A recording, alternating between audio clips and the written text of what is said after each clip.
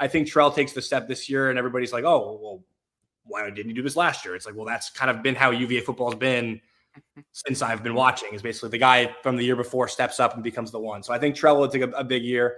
I like Andre Green. I think he'll have a decent year as more of a gadget slot guy. I think he'll be a pretty good addition from last year's system. I think it's again, the continuity side of things I think is important, having guys that have been there before and kind of know what they're doing, because wide receiver quarterback communication, especially with a new quarterback, is going to be very helpful. So having a lot of receivers that are, been there, done that is going to be very helpful. Is there any players on the defense that you think could have a breakout year this year? I don't know about breakout. I just kind of hope that they elevate, right? So like the Jameer Carters and the Antonio Clarys, like you got to be the leaders of the defense. Like that is kind of what I'm looking for. I think obviously he's dealing with a little bit of injury, but like Kam Robinson is our, NFL guy.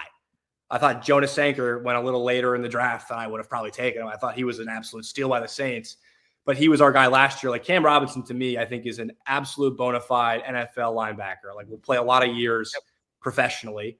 And I hope he gets back quicker than I think that they think he will. But yeah, I want the older guys on this team. I think this is kind of to Elliot's point, like the seniority and the experience on this roster has to step up.